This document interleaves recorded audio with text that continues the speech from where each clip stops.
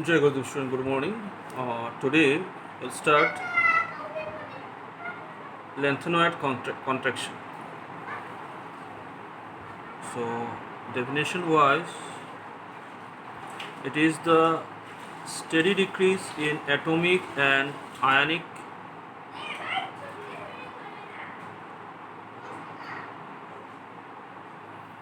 radii of M tripositive ion of lanthanoids as the atomic number increases. Now, it is actually lanthanum series starts from your lanthanum to lutetium. So La tripositive to Lu tripositive, the size decreases due to lanthanide contraction. M tripositive ion means you consider the M tripositive ion after the loss of 3 electrons. Now why this happens? It is because for every additional proton in the nucleus, the corresponding electron goes to 4f subshell.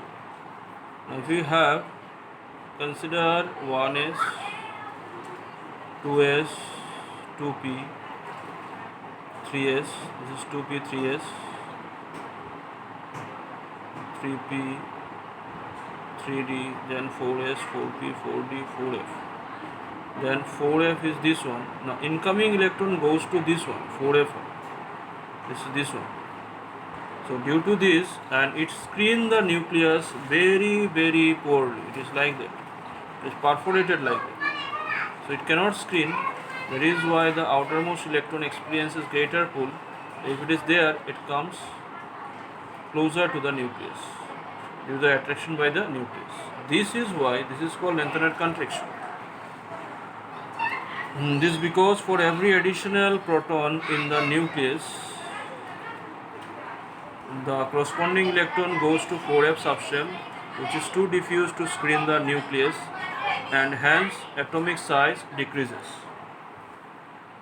So atomic radii versus atomic number we have drawn from lanthanum tripositive to lutetium tripositive, and the size is constantly decreasing due to POOR, poor screening effect of 4f. Alright. So that one you have to learn about lanthanide contraction. Now after that we have to read consequences of lanthanide contraction. Then in this one, consequences, the properties of second and third transition series become similar. Due to lanthanide contraction, the properties of second and third transitional element series become similar. In this one, basic nature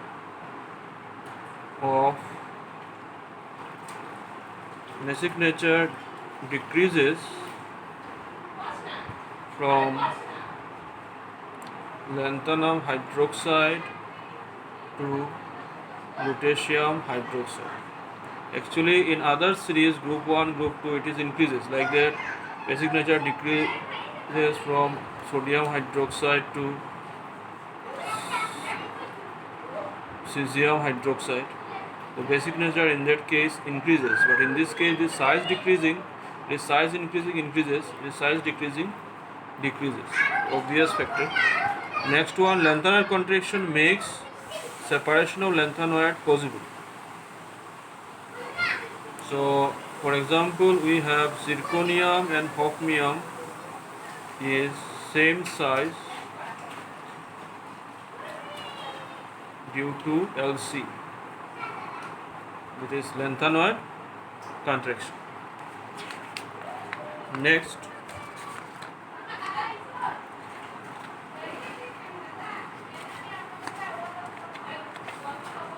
we will read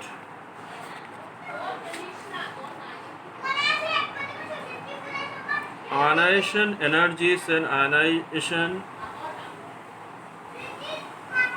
enthalpy. Both are synonymous. So, ionization energy means what? The energy required to take out the electron. If you take out the first electron, that becomes IE1. If you take out the second electron, IE2. Take out the third electron, it is IE3. For example, aluminium having 283. So if you pass out the first electron, it will become 282. In that case, you have to put IE1. Aluminium 2 positive, 281. In this case, IE2, then IE3. So this is what is your ionization enthalpy. Now, in case of ionization enthalpy, if you have a stable electronic configuration, from that if you want to take out electron, then you are approaching unstable electronic configuration.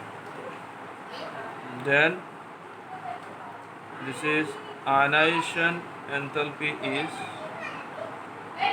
high. Reverse is also true. Where unstable electronic configuration, you want to approach the stable electronic configuration, you have to give low ionization enthalpy. Now, in terms of d orbital electronic configuration, if we have d5 and you are approaching to d4, this is stable, this is unstable. Why this one is stable? Because 1, 2, 3, 4, 5 electron. With 5 electron, it is stable, and where it is unstable, this is 4 electron. So with 4 electron, it is unstable. Stable to unstable, we require to give high ionization enthalpy. Now again, if you have d6, you are going to d5. So it is unstable. You are approaching to stable. So you have to give low ionization enthalpy. Similarly, from d10, if you want d9, then you have to give low ionization enthalpy. Now student, we will take some example and you will see that how ionization enthalpy varies. So for that, we are taking the chromium and copper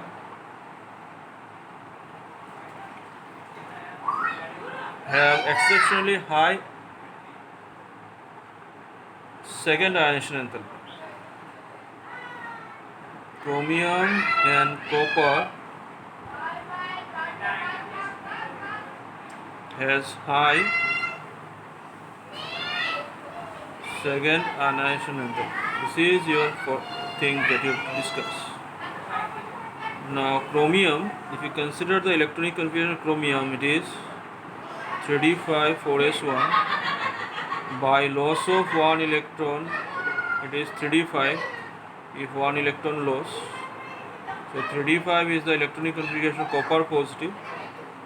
Now loss of another electron, it becomes 3d4. This is chromium positive, chromium 2 positive.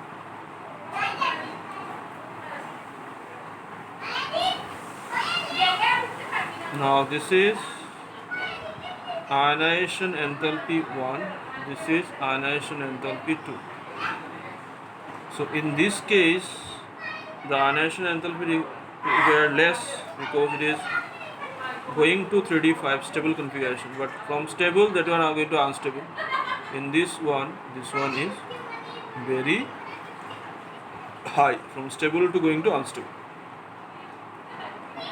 So the case considered for copper, it is 3d10 4s1. Similar is the case.